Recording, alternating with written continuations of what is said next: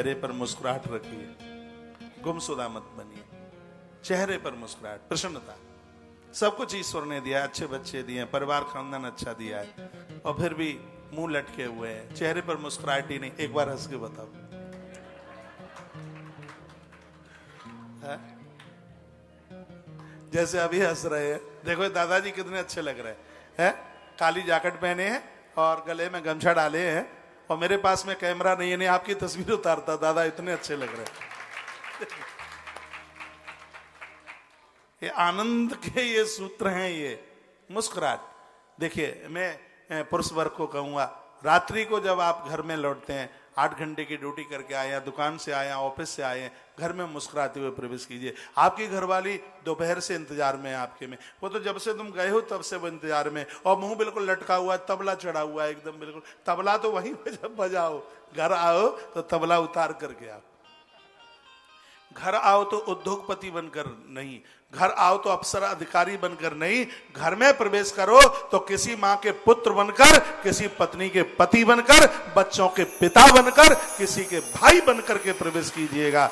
और ये सब आपके ऊपर ताज है, इसको ऑफिस में ही बंद करके आइए मुस्कुराहट के साथ।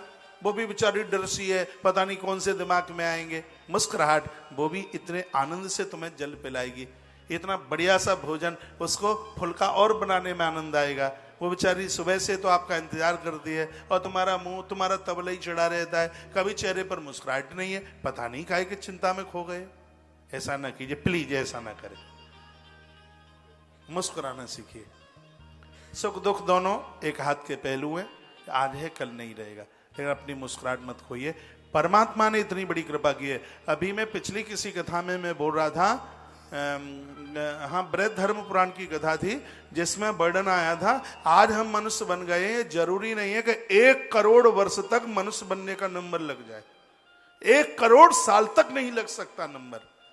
यदि गलतियां हो गई तो गलती मत कीजिए, आनंदात्मक जीवन। ईश्वर ने बड़ी कृपा की। बड़े भाग मानस तनु पावा, दुर्लभो मानसो देहो देही नाम छड़ भंगुरा। ये बड़े भाग से मिला, बहुत कुछ अच्छा करके आए, तब आज मनुष्य बन करके आए, और वो मनुष्य कीड़े मकोड़ों की तरह मनुष्यता हमारी निकल रही है, ये बिल्कुल ठीक नहीं है। परिवार में थोड़ा पत्नी के पास भी बैठिए।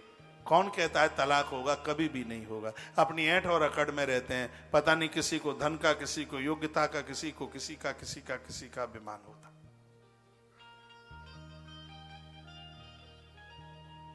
एक मुझे कोई बहन कहती है, बड़ी तकलीफ होती है सब सुन करके, कहते हैं महाराज जी मेरे पति डॉक्टर है, लेकिन अस्पताल नहीं चलता तो मुझे इसमें खुशी है।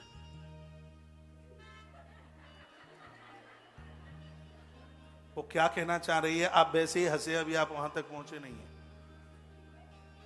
वो कहती है कि मेरे पति का अस्पताल है और वो चलता नहीं है, सैलरी भी नहीं निकलती स्टाफ की, लेकिन मैं इसमें भी खुशी हूं। नौकरी मेरी भी है, मैं पैसा कमाती हूं, परिवार चलाती हूं। एक तरफ से मुझे पीड़ा है और एक तरफ से मुझे प्रसन्नता भी है। मैंने कहा अस्पताल नहीं चलता तो तुम्हें खुशी क्या बात की है?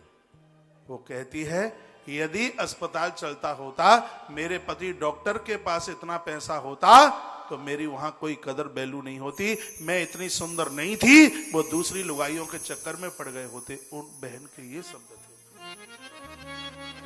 तो धन बढ़े तो उसका मतलब ये थोड़ी होता है, पैसा बढ़े तो उसका मतलब धन दशरथ राजा की तरह बढ़े, रावण की तरह नहीं। धन धर्म में लगे तो व्यक्ति इन अपराधों से बचा रहेगा, नहीं तो धन में 48 दोष है, 48 दोष है भागवत जी में वर्णन है। कभी पत्नी के पास बैठिए, चमड़ा क्या होता है उसकी गुणवत्ता देखिए, है तुम्हारे परिवार को चलाने को, वंश वृद्धि के लिए उसने क्या फूल जैसे बच्चे को दिया है, उसकी कोख को वंदन होना चाहिए, प्रणाम होना चाहिए। अरे क्या हाड़ मांस से प्रीति रखते हैं, चमड़े से प्रीति रखते हैं। आज इंसान के गुणों को नहीं देखता, ये बहुत बड़ी तकलीफ है। इसलिए मेरी कितनी बहनें कष्ट उठा रही हैं, अपने पियर में बैठी हैं, कहते महाराज हम सुंदर नहीं थे, इसलिए हमारे पति ने हमें अपने आप से अलग कर दिया। ये बहुत गिरी हुई बात है।